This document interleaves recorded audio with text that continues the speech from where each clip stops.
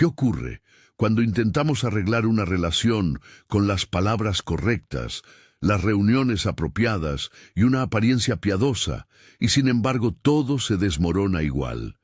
¿Por qué tantas conversaciones empiezan con buenas intenciones y acaban en humillación, resentimiento o distancia?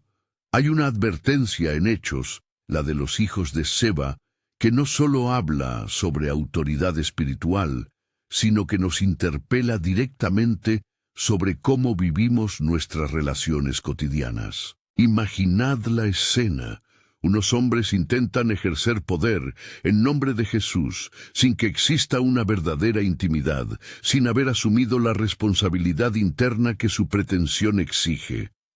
El resultado es público, violento en su humillación, y deja claro que la apariencia no equivale a autoridad. Esa historia nos lanza una pregunta incómoda. ¿Cuántas veces, en pareja, en familia o en la iglesia, intentamos arreglar lo que está roto desde fuera, con fórmulas y gestos, sin haber pasado antes por el examen interior? Esa forma de proceder termina castigando a los inocentes y dejando heridas más profundas. Hoy quiero que vayamos directamente a lo que esta advertencia bíblica revela sobre nuestras relaciones. No como teoría distante, sino como diagnóstico pastoral que nos obliga a mirar.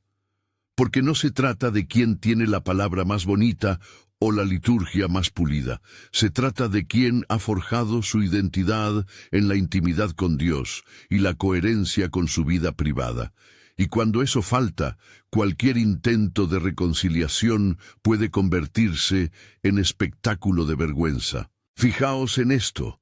La autoridad real nace en lo oculto, no en el micrófono, ni en la foto, ni en el discurso bien ensayado. Nace en las noches de confesión sincera, en la rendición de aquello que no mostramos, en la fidelidad a quien no nos ve. En nuestras relaciones sucede igual. Una palabra de perdón que no nace de un corazón conciliado es un parche que no pega. Un gesto público sin responsabilidad privada es una decoración que se cae con la primera lluvia. ¿Habéis visto parejas donde uno afirma públicamente un compromiso y, a solas, mantiene secretos que destruyen el vínculo? ¿O líderes que predican integridad mientras toleran divisiones y mentiras en su hogar? Eso es incoherencia, autoridad simulada que terminará siendo descubierta. Y cuando sale a la luz, los daños no se reparan con discursos, se pagan con dolor. Por eso, antes de intentar arreglar a la otra persona, preguntad, ¿desde dónde hablo? ¿Lo que digo tiene respaldo en mi vida privada?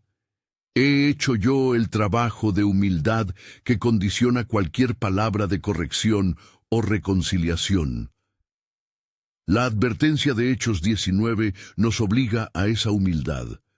No es un llamado a esconderse ni a excusar la falta. Es un llamado a no exponerse sin haber recorrido el camino que confiere autoridad verdadera. Si esta palabra toca algo en vosotros, escribid en los comentarios, caminaré en coherencia. No como fórmula mágica, sino como compromiso primero con la verdad que debe habitar en vuestro corazón antes de intentar sanar una relación. Ahora profundicemos en tres ejes que derivan de esa advertencia y que, si se ignoran, explican por qué muchas relaciones se estancan o se rompen. Identidad y coherencia. Santidad como protección, entendida como integridad relacional. Y la atmósfera donde vive la relación. Primero, identidad y coherencia. Vivimos una época de imágenes, perfiles que muestran lo mejor de nosotros, mensajes que evidencian la versión pública. Pero la identidad que sostiene la reconciliación no es la que aparece en un post, es la que se forja en el jardín privado del alma. Cuando vuestra autoridad, como padre, como pareja, como responsable en la iglesia, se basa más en la apariencia que en la relación vivida con el Señor, cualquier confrontación con dolor puede volverse una obra sin cimientos. Pensemos en lo que significa la palabra coherencia, unión de lo que se dice con lo que se hace, sintonía entre la palabra pronunciada y el hábito diario. Si decís «perdono» y seguís reproduciendo la misma actitud que hirió, el perdón pierde su fuerza. Si prometéis fidelidad y no corregís lo que os separa en lo íntimo, esa promesa es pura retórica. En las relaciones íntimas, la falta de coherencia crea sospecha y erosiona la confianza. El primer paso para que una conversación de reconciliación tenga alguna posibilidad de éxito es que al menos uno de los involucrados haya hecho ese trabajo interior de coherencia. Confesar lo oculto, reparar lo posible, reconocer lo que duele. Cuando esto ocurre, la palabra que se pronuncia tiene consistencia. Cuando no, cualquier intento se parece al gesto de los hijos de Seba, invocación vacía que termina en humillación. Haceos esta pregunta directa: ¿qué parte de vuestra vida guardáis solo para que no se vea en la luz? No hablo de privacidad legítima, hablo de aquello que envenena la relación, resentimientos no confesados, pequeñas complicidades con el ego, pactos de silencio que impiden la verdad. Si no traéis eso a la luz, cualquier iniciativa de reconciliación será atávica y frágil. Segundo eje: santidad como protección. De nuevo, no me refiero a santidad como moralismo que condena, sino como integridad que preserva. En la vida relacional, la santidad actúa como barrera protectora porque nos obliga a poner límites sanos, a ser honestos, a no tolerar dinámicas que nos destruyen. Cuando una comunidad, sea familiar, de trabajo o de iglesia, ha cultivado la integridad, las heridas pueden curar con procesos, porque hay un suelo firme de confianza y responsabilidades claras. Por el contrario, una comunidad que tolera la doble vida, la manipulación o la cobardía relacional, verá cómo sus intentos de reconciliación se vuelven superficiales y recurrentes. No confundáis esto con perfección. La santidad no es ausencia de lucha, es compromiso con el verdadero cambio. Si alguien os ha fallado, la pregunta no es solo «me ha herido», sino «¿qué voy a hacer yo para no reproducir eso?». La santidad protege no por crear un muro rígido, sino por formar corazones capaces de reconocer sus fallos y pedir perdón sin excusas. Un matrimonio donde ambos practican esta santidad, aunque sufra, suele encontrar caminos de verdad. Uno donde solo se pronuncian palabras bonitas pero no hay examen interior, terminará repitiendo las mismas escenas de daño. Tercero, atmósferas y ambientes. Aquí quiero traer a colación Marcos 8 y la curación gradual en Betsaida. Jesús opera en el contexto. A veces, la sanidad llega de forma progresiva, porque el ambiente está denso, nublado, y requiere un ajuste en la percepción. Con las relaciones pasa lo mismo. Hay atmósferas que bloquean la llegada de la paz. Una casa donde hay reproches constantes, una iglesia donde la queja es moneda corriente, un equipo de trabajo marcado por miedo y competitividad. Esas atmósferas actúan como capas que impiden que la reconciliación sea efectiva, aunque las partes intenten hablar. Limpiar una atmósfera no es mágico, es práctico. Implica cortar las conversaciones tóxicas, evitar los lugares donde solo se reconstruyen relatos de victimización y tomar decisiones conscientes, cambiar la dinámica de las conversaciones, crear normas de diálogo, incluso modificar rutinas que mantienen el conflicto. A veces, basta con cambiar el escenario. Una conversación difícil en la mesa del comedor puede ser un campo minado si ahí siempre se reviven las mismas heridas. Llevarla a un lugar neutral, con reglas claras, puede hacerla viable. No se trata de manipular, sino de crear condiciones que permitan la verdad y la escucha. Os daré un ejemplo común. La pareja que intenta reconciliarse siempre en la habitación donde ocurrieron las peores discusiones. Mantenerse en ese escenario perpetúa la reacción emocional. La atmósfera lleva la carga del pasado. trasladar la conversación a un entorno donde ninguno repita patrones viscerales y establecer tiempos de pausa antes de responder son medidas concretas para limpiar la atmósfera. De nuevo, no es ritual, sino prudencia.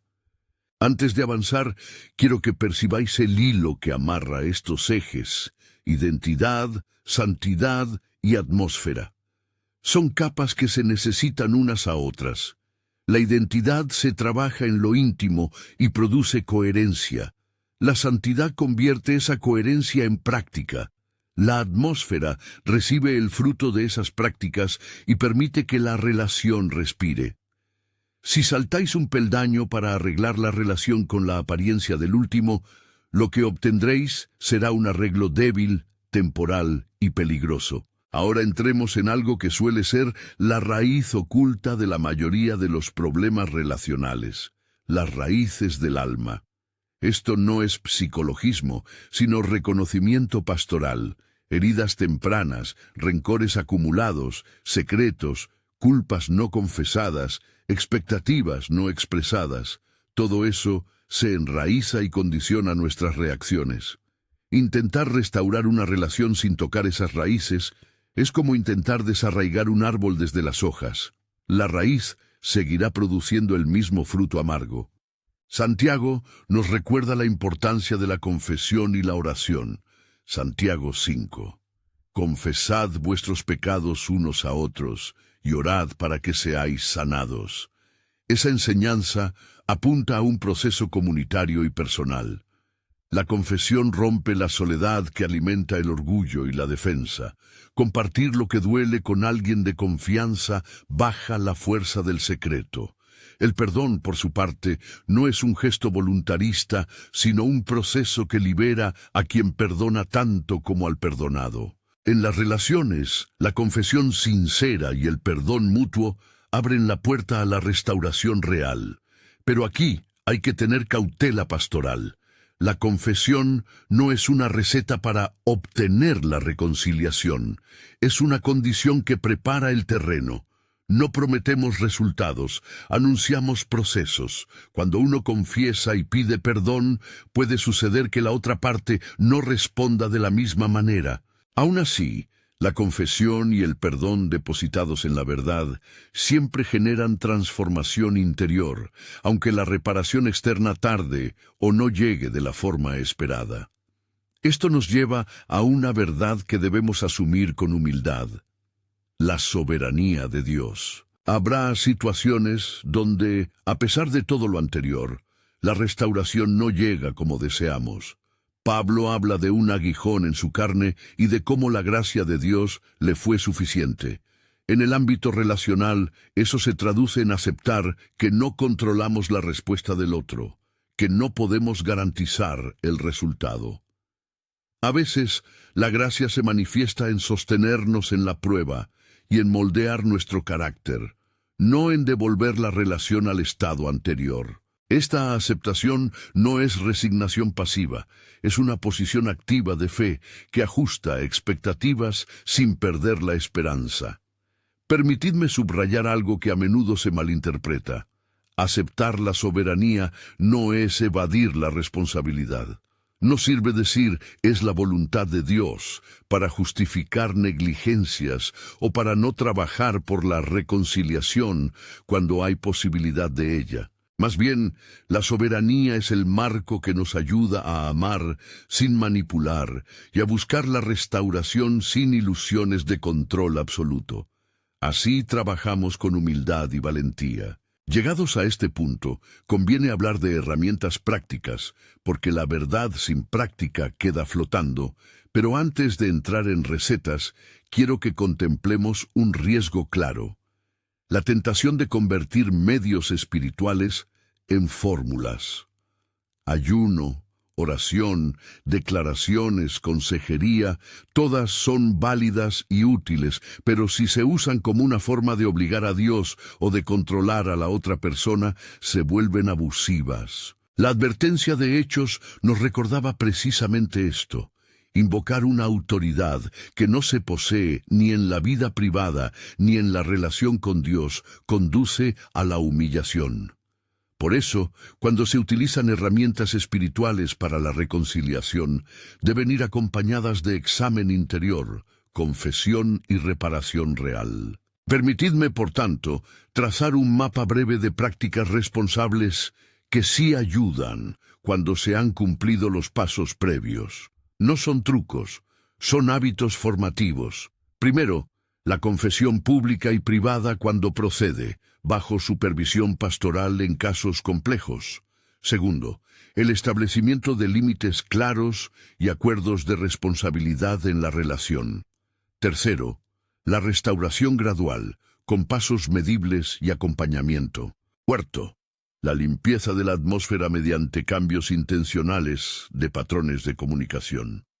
Quinto, la práctica regular de íntima devoción que fortalece la identidad y evita la tentación de vivir de apariencias. Antes de que tomemos cada una de estas prácticas y las despleguemos como herramientas concretas, necesito que comprendáis algo esencial. Ninguna herramienta sustituye el trabajo interior. Podéis asistir a todas las reuniones, pedir perdón en público, ayunar y declarar restauración, y aún así fracasar si no ha habido una transformación interna. La advertencia de los hijos de Seba no condena el uso del nombre de Jesús, condena el uso del nombre sin vida que lo respalde. Del mismo modo, ninguna práctica relacional funcionará si la persona que la practica no ha pasado por el proceso de coherencia y confesión. Vamos, pues, a lo que sigue. Desmenuzaremos cada herramienta. Veremos ejemplos concretos de cómo aplicarlas en matrimonios, familias y comunidades, y compartiremos pautas para el acompañamiento pastoral que protege a las partes vulnerables. Pero antes de eso, hay una pieza más que no podemos saltar: el discernimiento del terreno afectivo donde se arraigan las heridas. No basta con querer ayudar. Hay que saber si el corazón que recibe está preparado para ello. Un mal acompañamiento puede reabrir heridas. Un acompañamiento sabio sabe cuándo acompañar, cuándo apartar y cuándo buscar ayuda profesional adicional. Reconocer límites y derivar cuando hace falta es parte de la responsabilidad de todo líder y de todo creyente maduro. Os pido que ahora detengáis vuestra atención un momento y miréis vuestra vida relacional con brutal honestidad. ¿En qué relaciones habéis intentado arreglar algo con buenas intenciones, pero sin haber hecho el trabajo interior? ¿En cuáles habéis visto que la atmósfera bloqueaba el avance, y aún así insististeis en repetir la misma estrategia? ¿Dónde habéis asumido la responsabilidad de limpiar vuestra propia casa interior antes de diagnosticar la del otro? Responder a esas preguntas no es para castigarse, es para trazar un camino, porque la señal más clara de salud espiritual es la disposición a ser examinados. La advertencia de Hechos nos obliga a esa humildad. No podemos manipular la autoridad. Solo la podemos forjar en la intimidad y la coherencia. Y cuando lo hacemos, nuestras palabras respecto a los demás dejan de ser instrumentos de poder vacío y se convierten en canales de restauración verdadera. En este punto, empezamos a entrar en testimonios y estudios de caso, situaciones concretas donde la teoría choca con la realidad y donde la práctica responsable marca la diferencia. Me gustaría compartir algunos ejemplos, sin nombres, porque la privacidad es sagrada, de parejas y equipos que han transitado este proceso y de otros que, por no hacerlo, han sufrido el costo de la apariencia. Estas historias no son para juzgar, son para aprender. El primer caso es de una pareja donde ambos eran activos en la iglesia. En público, su imagen era de compromiso y servicio. Sin embargo, tras el velo había una falta de coherencia. Uno de ellos vivía resentimientos no confesados por heridas antiguas, y otro había normalizado una forma de comunicación agresiva cuando estaba estresado. Intentaron reconciliarse varias veces en la comunidad, con mediaciones y oraciones colectivas, pero cada intento terminaba en la reactivación del patrón. Lo que cambió fue cuando, fuera del escenario público, comenzaron a hacer dos cosas: confesión diaria sincera ante Dios y ante un líder de confianza, y establecimiento de protocolos de respuesta cuando surgían conflictos, técnicas de pausa, seguimiento de acuerdos, terapia con acompañamiento cristiano. Con el tiempo la atmósfera de su hogar se fue saneando. No fue una restauración espectacular de la noche a la mañana. Fue lenta, dolorosa y real. Pero ese trabajo interior fue la diferencia entre un arreglo temporal y una reconstrucción. Otro caso es el de un líder que, con buenas intenciones, intentó resolver la división en su equipo, imponiendo medidas administrativas y discursos motivacionales. Lo que no había hecho era reconocer su propia parcialidad y las heridas que había causado a algunos miembros. La tensión se profundizó. Solo cuando él mismo buscó rendición y rectificación pública en los ámbitos necesarios, y cuando el equipo fue acompañado por procesos de escucha y responsabilidad, la división empezó a sanar. Nuevamente, la lección. No es suficiente la acción externa. La coherencia personal es la clave. Estos ejemplos nos muestran una cosa en común. La restauración que perdura exige humildad, exposición responsable y estructuras que sostengan los cambios. No se trata de ejecutar técnicas sin alma, se trata de formar carácter y ambientes que permitan la gracia de Dios obrar. A partir de aquí, podríamos ya enumerar pasos prácticos y formular una guía de acción por tipos de relación: pareja, familia, comunidad de iglesia, equipo de trabajo. Pero antes de convertir esto en una lista de verificación, quiero que nos paremos un instante en una cuestión que suele torcer la buena intención: el abuso y la manipulación. Cuando existe abuso, sea emocional, físico o espiritual, la dinámica cambia radicalmente. No podemos confundir la llamada a la humildad con la obligación de permanecer en círculos abusivos esperando que el otro cambie. La advertencia de Hechos no nos pide seguir en peligro por una falsa idea de reconciliación, nos pide prudencia. En casos de abuso, el primer deber es proteger a la persona vulnerable y buscar acompañamiento adecuado, que incluya ayuda profesional y, si fuese necesario, medidas legales. La restauración puede ser posible en algunos casos, pero no a costa de poner en riesgo a quien ha sido herido. Con todo esto en la mesa, identidad, santidad, atmósfera, raíces del alma, soberanía y la gravedad del abuso, estamos listos para entrar en el apartado de herramientas concretas. Pero no las quiero presentar como un kit que se aplica mecánicamente. Las quiero desplegar como prácticas iluminadas por el discernimiento pastoral. Vamos a ver cómo se aplica el ayuno y la consagración sin convertirlos en fórmulas, cómo se establece un proceso de confesión y perdón que no daña más que sana, cómo se limpia una atmósfera en un grupo de creyentes sin fomentar paranoia, y cómo se asume la soberanía de Dios sin perder el impulso de trabajar por la reconciliación. Sin embargo, antes de entrar en esa parte operativa, dejo aquí una pausa necesaria. Debemos decidir si vamos a profundizar en herramientas cuando ya hemos hecho el examen interior y hemos establecido un terreno seguro para su aplicación. Muchas veces, la prisa por tener la técnica nos hace saltar el paso más importante, la identificación sincera de lo que cada uno debe cambiar. Os propongo, por tanto, un ejercicio breve que debéis realizar ahora, no como cargo moral, sino como camino hacia la eficacia relacional. Tomad papel y bolígrafo y responded con honestidad a estas preguntas. ¿Qué hago yo que contribuye al problema? ¿Qué verdades me cuesta reconocer? ¿A quién he dañado y a quién necesito pedir perdón? ¿Qué atmósferas repito que debo cambiar? Hacedlo sin buscar excusas. Buscad un hermano o hermana de confianza con quien compartirlo si es posible. Esta práctica es necesaria para que las herramientas que vienen no sean solo técnicas, sino medidas encarnadas. Esta tarea puede ser difícil, quizá dolorosa, pero es precisamente la rendición de la que nace la autoridad verdadera. Aquí, la advertencia de los hijos de Seba se vuelve preventiva.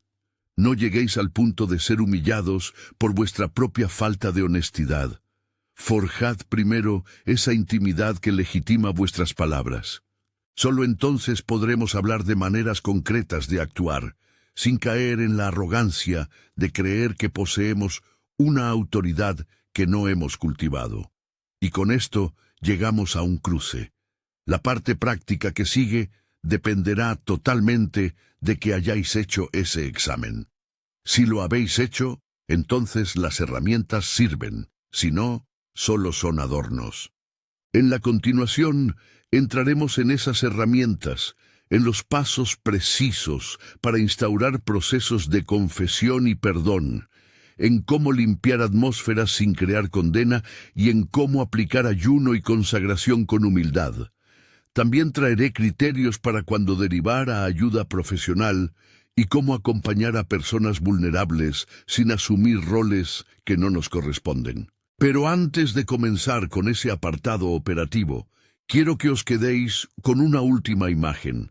La autoridad no es una llave que se empuña, es una casa que se habita. Y en esa casa, la primera habitación que hay que ordenar es la del corazón. Si la habitación está en desorden, no invites a otros a entrar hasta que estés dispuesto a mostrarles que el cambio ha empezado en ti. Cuando eso ocurre, la reconciliación no será espectáculo, será construcción compartida. Vamos ahora a desplegar, con sencillez y precisión pastoral, las prácticas que convierten intención en realidad. Medidas que sirven cuando ya hubo examen de conciencia, confesión y pasos para limpiar la atmósfera. No las presento como fórmulas mágicas, las presento como hábitos que sostienen el proceso de reconstrucción. Seguid leyendo con honestidad. Estas pautas están pensadas para personas que quieren trabajar con responsabilidad por sus relaciones. Primero, cómo hacer una confesión que prepare al encuentro. Confesar no es soltar una bomba y esperar reacción, es ofrecer verdad con disposición a reparar. Comenzad en privado con Dios. Traed ante Él las sombras que os impiden coherencia. Después, buscad a la persona afectada en un contexto seguro y con un anfitrión de confianza si es necesario. Una confesión responsable contiene 3 elementos: reconocimiento claro del hecho que hirió, expresión de arrepentimiento sin excusas y una propuesta concreta de reparación o de límites nuevos. Por ejemplo, no sirve decir «siento» si te hice daño. Sirve decir «me equivoqué al hablar con desprecio el martes, te he humillado y quiero pedir perdón». Quiero que acordemos un tiempo de escucha semanal y, si queréis, acompañamiento profesional para reparar lo que hace falta. Esa claridad evita ambigüedades y demuestra que la confesión va acompañada de voluntad de cambio. El perdón, vinculado a la confesión, merece su propio cuidado. Perdonar no es minimizar ni olvidar a la fuerza. Es liberar la memoria de la compulsión destructiva y abrir espacio para la verdad. Para que el perdón funcione, conviene establecer límites claros. Perdonar no implica volver inmediatamente a la misma cercanía si la situación exige prudencia. En casas, parejas o comunidades, el perdón verdadero suele desarrollarse en etapas. Primero cesa la hostilidad. Luego se reconstruye la confianza mediante acciones repetidas. Finalmente, se integra la experiencia como aprendizaje compartido. Poner plazos pasos concretos y responsable seguimiento es responsabilidad de quien pide perdón y de la comunidad que acompaña el proceso. Hablemos de acompañamiento y responsabilidad estructurada. La restauración sostenida necesita testigos y acuerdos. En una pareja, esto puede traducirse en un pacto escrito en términos sencillos: horarios de comunicación, reglas para las discusiones, no insultos, pausas obligatorias, y un compromiso de buscar ayuda exterior si se repite un patrón destructivo. En una familia puede implicar reuniones mediadas por un tercero que garantice que cada voz es escuchada. En una iglesia o equipo de trabajo requiere protocolos de rendición y de reparación pública cuando haya daño comunitario. Estos acuerdos no son control social, son instrumentos de protección para que la confesión y el perdón no queden en palabras bonitas. Es imprescindible saber cuándo derivar a ayuda profesional. Hay señales claras: violencia física o amenazas, dependencia química que compromete la seguridad, ideaciones suicidas, trastornos emocionales graves, episodios psicóticos, depresión profunda o patrones de abuso persistente. En esos casos, la intervención pastoral debe ser complementaria a la intervención profesional. Pedir apoyo psicológico, terapia familiar o acompañamiento legal no es falta de fe, es prudencia responsable. Un líder sabio sabe cuándo acompañar y cuándo acompañar hacia otro profesional. Además, la confidencialidad tiene límites cuando la seguridad de una persona está en riesgo. Proteger la vida siempre prioriza. Tratemos ahora del uso responsable del ayuno y la consagración. Cuando se practican con humildad, elevan la sensibilidad espiritual y la capacidad de arrepentimiento, pero mal utilizados pueden devenir en mecanismos de manipulación. Un ayuno para interceder por la restauración debe empezar por el ayuno del orgullo. Reconoced qué queréis controlar y por qué. Estableced metas espirituales concretas. Aumentar la escucha, pedir perdón, liberar rencores, no obtener la reconciliación. Técnicamente, un ayuno puede ser de 24 horas con oración dedicada, o ayunos navales, no comer, acompañados de horarios de meditación y lectura bíblica. Para personas con condiciones de salud, es preferible ayunos parciales, renunciar a redes sociales, a determinados alimentos o a patrones de ocupación, que ayunos totales. Consagración significa apartar tiempo y energía a la búsqueda de coherencia, más horas de oración, de acompañamiento, de formación sobre comunicación y sanidad relacional. Siempre que se practiquen, deben ir acompañadas de examen interno y de la acción práctica que muestre el cambio. Ahora, prácticas concretas para limpiar la atmósfera relacional sin caer en rituales. Limpiar la atmósfera no es expulsar a quien sufre, es transformar los patrones que mantienen el conflicto.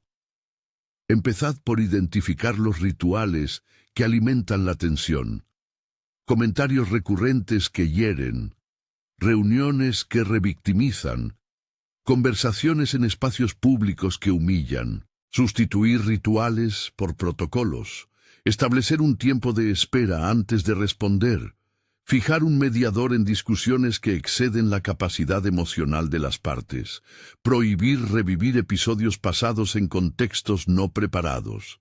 A nivel práctico, crear pequeños símbolos de tregua ayuda a bajar la carga emotiva, un lugar neutral para conversar, una regla de tiempo fuera durante la discusión, y ejercicios de escucha activa donde cada uno repite lo que oyó antes de responder. Estos recursos, repetidos con disciplina, van transformando la atmósfera en un espacio más hospitalario para la verdad. En el matrimonio, algunas prácticas han mostrado ser decisivas. Confesiones regulares y no performativas, chequeos semanales de estado emocional sin juicios y protocolos de reparación rápida cuando se rompe un acuerdo. La reparación rápida reduce la acumulación de rencor. En la familia extendida, es útil designar a una persona de referencia imparcial que pueda facilitar encuentros en caso de conflicto. En la comunidad de iglesia, los liderazgos deben adoptar sistemas de rendición de cuentas transparentes, comités de apoyo, guías de conducta y procesos claros para tratar quejas. En equipos de trabajo, la implementación de reglas de comunicación y reuniones de evaluación emocional evita que pequeñas tensiones se cronifiquen. Es necesario, además, trabajar el lenguaje que usamos en la reconciliación. Frases que abran la puerta en vez de cerrarla marcan la diferencia. En vez de «tienes que cambiar», diga «veo que esto me duele, quiero entender cómo llegamos aquí y cómo puedo corresponder de otra manera». En vez de «olvida lo pasado», diga «quiero aprender de esto». ¿Qué necesitas para sentirte más seguro a? Estas formulaciones convierten el encuentro en diálogo y no en sentencia. Son puentes que respetan la dignidad de ambos. Un capítulo delicado es el del liderazgo que ha fallado. Los líderes no están exentos de examen. De hecho, su exposición pública requiere mayor transparencia. Si un líder ha causado daño, las rutas de reparación deben incluir confesión pública cuando la ofensa fue pública, restitución cuando es posible y rendición de responsabilidades cuando la confianza se ha quebrado seriamente. La comunidad debe ofrecer procesos claros para la restauración, acompañamiento intensivo, supervisión y tiempos de evaluación. No se trata de destruir a quien falla, sino de restaurar en la verdad y en la justicia, evitando tanto la indulgencia que minimiza el daño como la persecución que humilla sin oportunidad de reparación. El líder que se somete a este proceso demuestra que su autoridad no reside en su posición, sino en su disposición a ser coherente. ¿Qué hacemos cuando la otra parte no quiere reconciliar? La advertencia de Hechos y la lección de Pablo con su aguijón convergen en un punto. No siempre controlamos la respuesta del otro. Si habéis hecho el trabajo interior, confesado y ofrecido reparación, pero la otra persona no responde o rehúsa el encuentro, vuestra tarea es sostener la coherencia y dejar el resto en manos de Dios. Seguir viviendo honestamente, manteniendo límites que protejan la salud emocional y orar sin manipular son muestras de madurez espiritual. Aceptar la soberanía en este contexto no significa renunciar a la esperanza, significa amar sin exigir retribución inmediata. Quisiera ofrecer ahora un modelo de proceso relacional que puede adaptarse a distintos contextos, manteniendo flexibilidad. No es una receta inmóvil, sino un mapa que invita a la prudencia y al acompañamiento. Primera fase: examen y confesión privada, tiempo de introspección y, si procede, de confesión a una persona de confianza. Segunda fase: petición de encuentro en espacio seguro, ofrecer objetivos claros para la conversación y definir quién acompañará. Tercera fase: confesión pública o interpersonales, según corresponda, expresión de arrepentimiento y propuesta de reparación. Cuarta fase: establecimiento de acuerdos y protocolos, plazos, pasos de verificación y consecuencias si no se cumplen. Quinta fase: seguimiento con accountability, reuniones periódicas para evaluar avances con un tercero responsable. Sexta fase: decisión sobre restauración plena, reconstrucción progresiva de confianza, o en caso de imposibilidad, mantenimiento de límites protectores y búsqueda de bienestar individual. Este proceso necesita tiempo y prudencia. No os precipitéis.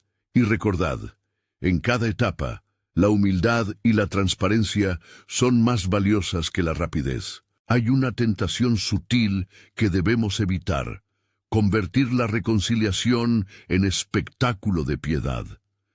Cuando las comunidades presionan a las partes para una reconciliación pública sin haber hecho el trabajo previo, se repite el drama de la humillación.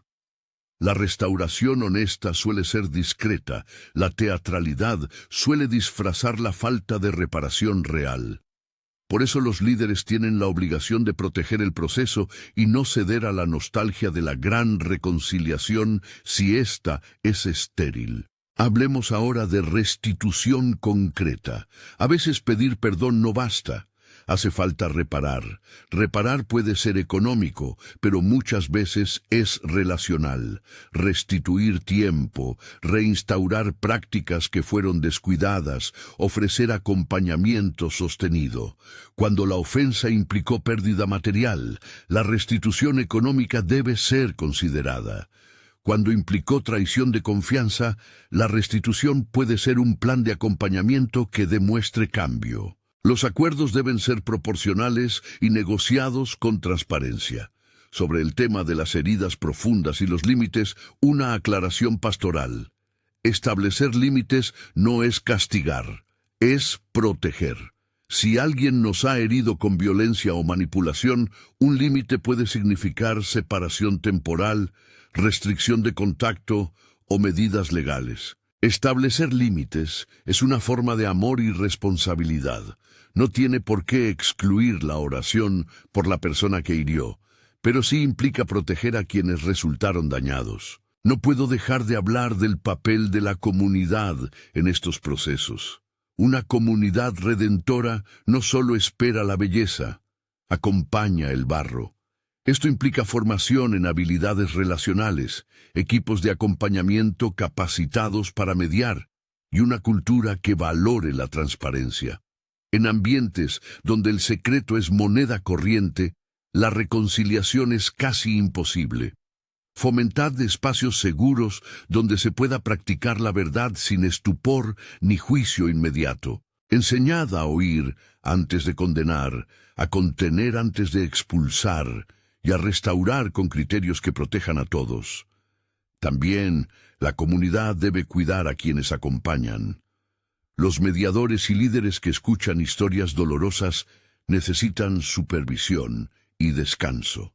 Acompañar procesos de reconciliación sin límites lleva a la fatiga pastoral. Por eso, estructurad equipos rotativos y pedios orientación profesional, cuando los casos lo requieran. Quisiera cerrar este desarrollo con algunas palabras para quien se siente exhausto por intentarlo todo y no ver fruto. La advertencia de hechos no es una herramienta para condenar al esforzado. Es una llamada a la prudencia espiritual. Si has sido fiel en examen, en confesión, en acción concreta y en respeto a límites, y aún así la restauración no ha venido, tu fidelidad tiene valor delante de Dios. La gracia puede sostenerte y moldearte en medio de la ausencia de respuesta. La paz que sobrepasa el entendimiento no está condicionada únicamente a que todo vuelva a ser como antes. A veces es la paz que surge cuando eliges vivir con coherencia, aunque el otro no lo haga. Antes de concluir con la llamada final a examen y el compromiso, quisiera repetir una advertencia pastoral. Nunca transforméis la espiritualidad en mecanismo de manipulación. Si vuestro deseo de reconciliación os empuja a orar por control, a ayunar por imposición o a forzar confesiones, revisad el corazón. La autoridad auténtica se gana en la intimidad con Dios y en la disposición al cambio, no en la capacidad de forzar resultados. La advertencia de los hijos de Seba nos estremece porque desenmascara la impostura. Que nos estremezca para bien, llevándonos a la vulnerabilidad y no a la dominación. Llegamos al punto crucial, el llamado al examen íntimo y al compromiso. No podéis permitir que el conocimiento de estas pautas se quede en teoría. Hoy os invito a elegir 3 compromisos concretos y medibles. 1 para la intimidad personal. Por ejemplo, confesión semanal a Dios y a un hermano de confianza. 1 para la práctica relacional. Por ejemplo, un pacto de comunicación con límites y seguimiento. Y 1 para la comunidad. Por ejemplo, solicitar o participar en un grupo de rendición de cuentas. Anotadlos, dadles fecha de inicio y pedid a alguien que os los recuerde. La autoridad que sana se construye con actos pobres pero repetidos. Finalmente, una oración breve de compromiso. Padre, te pido coherencia en nuestro caminar. Danos ojos para ver lo que ocultamos, valor para confesarlo y humildad para reparar. Purifica nuestras intenciones, que no busquemos más alabanzas públicas que verdad en lo íntimo. Enséñanos a crear atmósferas de verdad y escucha, y danos la gracia de aceptar tu soberanía cuando la restauración demora. Fortalece a quienes han sido heridos, protégenos de la manipulación y danos sabiduría para acompañar con prudencia. Haz que nuestras relaciones reflejen la ternura y la justicia de tu reino. Amén. Si esta palabra os ha movido, os invito a hacer una cosa concreta ahora. Compartid este vídeo con 3 personas que necesitan replantear sus relaciones y, si el canal publica más contenidos sobre formación relacional y espiritualidad, suscribíos para acompañarnos en este camino. Y para terminar, escribid en los comentarios vuestro compromiso, una frase breve que os vincule a la coherencia que hemos hablado. Permanezcamos en el trabajo humilde y constante de ordenar la casa interior para que, allí donde hablemos, nuestras palabras ya no sean espectáculo, sino un puente de vida.